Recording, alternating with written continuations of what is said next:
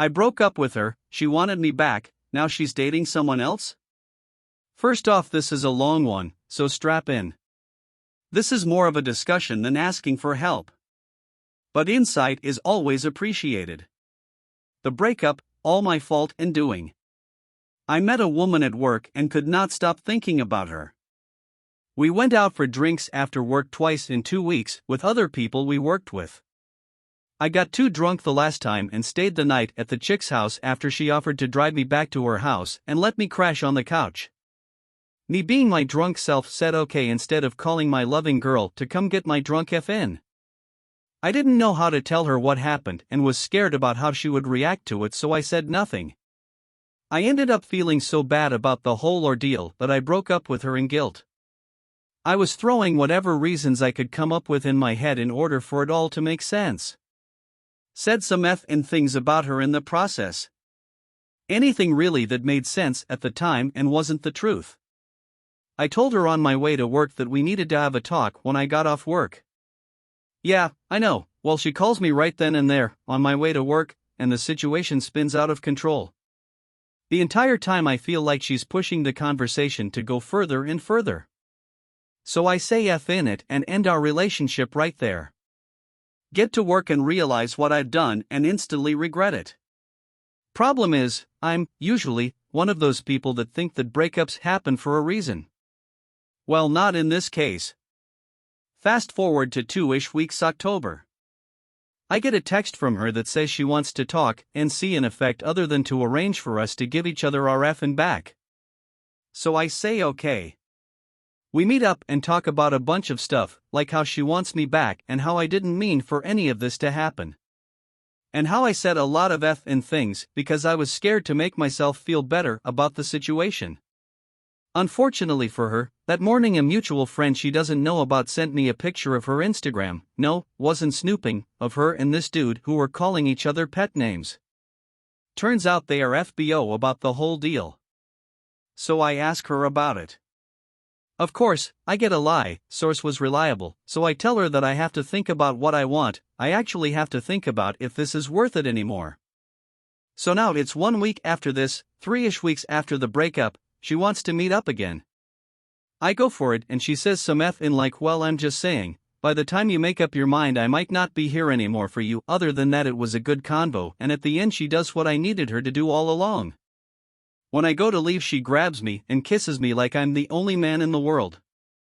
I mean, you can feel the raw emotion and love behind it. Sorry, I needed a moment there. So at that point, I don't care what getting back together with her means, I don't care what it looks like. I had lost the woman of my dreams and I want it back, now. So I try to set something up for when I get off work to talk about it. I'm a firefighter, so I can't just leave work, and for whatever reason we can't get together and talk until the 3 days later. We meet up and have breakfast. It went well. I tell her that I want us to be us again, instead of an okay I get, well now I need time to think about it. Oh, by the way, I have a Halloween party to go to on Saturday. Effing great. Not worried about the party. So anyways, this entire time she's thinking I'm going nuts, literally. Sunday comes around and I write an I'm sorry letter. It was well thought out and written, most importantly I truly meant every word of it. Plainly, it laid out where I effing up, what I was doing to fix it, how I was going to make sure it wouldn't happen again, and some sugar in between. Keep in mind, this girl has multiple chronic illnesses, and part of my reasoning for breaking up was that there are some things that I want to do in my life that she'll never be able to do, etc. Which I really did not mean. However, does not change the fact that I said it. So I sent her a text along the lines of, hey, I'm coming over to drop a letter off and then I'll be on my way. I get something like, I'd like it if you didn't come to my house in return. So I dropped the letter off at the post office and let them take care of it. At this point I'm tired, so I say that I need to know what's going on. She says she's still really hurt by the things that I said, she needs us to be done even though she wants to jump right back into it and work effing out. And that we don't and never had communication. I have PTSD and secondary alexithymia, just found that out, so talking about how I feel is almost impossible. She thinks because I don't always tell her every detail about every day, and then bring it up like 2 weeks later we don't communicate well. And then that we really just need to stop talking. She hasn't gotten the letter at this point. Thursday comes around, we haven't talked since Sunday, and she calls me asking if we can talk. Okay, we meet up and I lay it all out. I effin' up, I have to live with that. But the situation is fixable and we have an awesome chance to walk out of this as a stronger couple in turn. Well, she isn't interested in any of that. So I proverbially beat my head against the wall trying to convince her to try to fix this instead of giving up.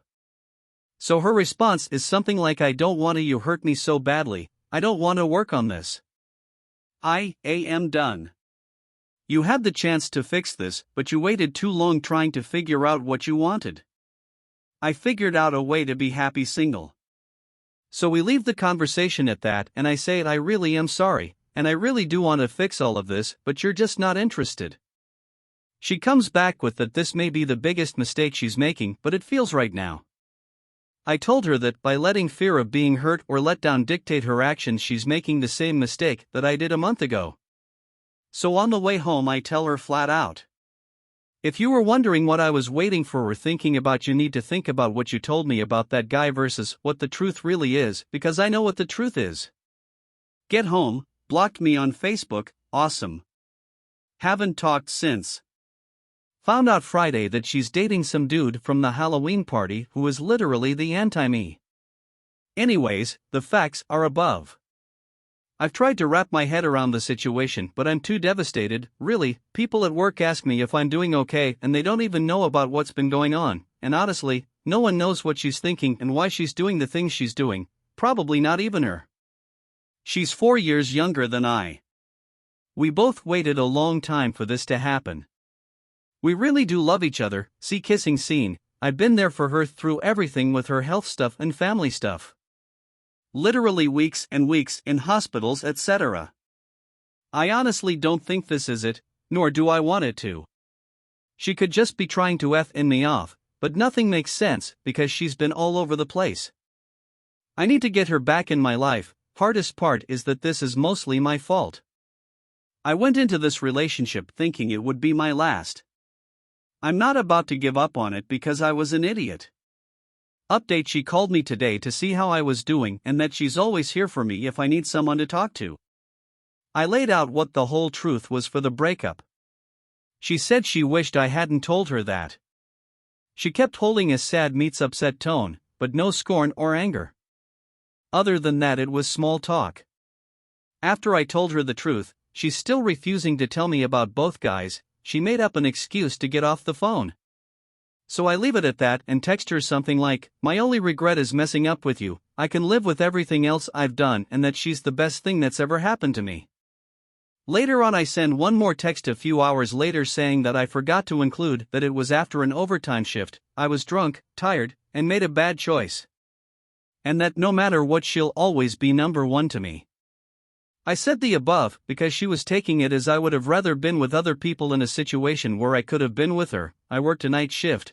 We were trying to beat closing time / last call both times. Any input, anyone?